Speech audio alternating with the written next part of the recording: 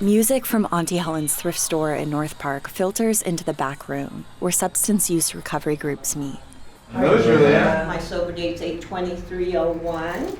Most are former members of the Live and Let Live Alano Club Recovery Center in Hillcrest, a prominent LGBTQ plus neighborhood. It was safe. I was able to be myself. I was able to speak freely and openly about my addiction problems and the fact that I am a gay person. Hoover says that often wasn't the case in heteronormative recovery groups elsewhere in the city. Another former member, Alexis Gabrielle, echoed this. Sometimes when we walk the streets of San Diego, we do see the people on the side of the street that are down and out. I was one of those people. She found Live and Let Live a few years ago. I was able to find a safe place when I was feeling uncomfortable, and by doing so, I was able to work on myself very deep. I call it my 911. A lifesaver. Many former members say the same, that Live and Let Live was often the thing standing between them and using again. It was open all day, with a wide range of recovery meetings, not just for substance use.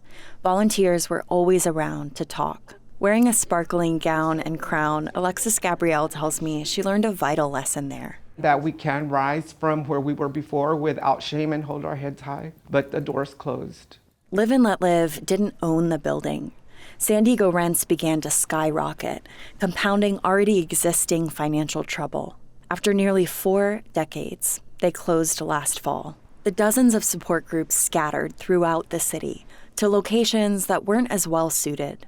Many say downtown locations trigger their urge to use again. Churches can carry baggage. And while Live and Let Live was nearby, many now have to take buses or walk long distances to get to meetings. It doesn't always feel safe, they say, especially with recent anti-LGBTQ plus legislation across the country. I'm personally tired of always having to look behind my back, over my shoulder, on buses and walking. He says meeting attendance dropped sharply after Live and Let Live closed.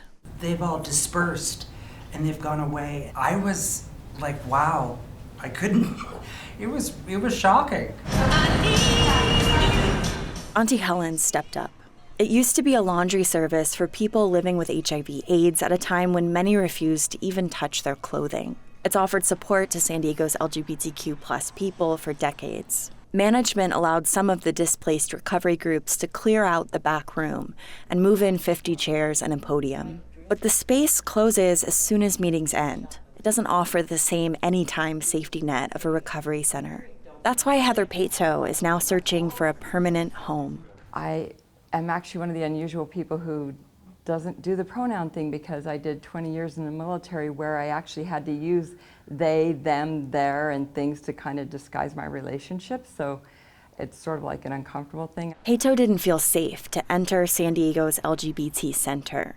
But Pato did feel safe to attend Live and Let Live, where the association with LGBTQ plus people was maybe less obvious to outside observers. Pato attended Al-Anon meetings for friends and family members of alcoholics. There, Pato could be rigorously honest, one of the core tenets of recovery. Pato and Pato's partner launched a nonprofit and are now hoping to own a building to replace that lost space. They plan to name it the Lambda Uptown Alano Club. Lambda as a nod to the symbol of gay and lesbian rights, Uptown as the intended location. With all the high-rises that have been built in the Hillcrest area, a lot of the LGBT community has migrated more toward North Park. They say they've asked local leaders about unused government buildings, but haven't heard back. When I spoke with them, they didn't know that Auntie Helen's is about to close too, on December 31st. The owner told me after 36 years, the rent is more than they can afford.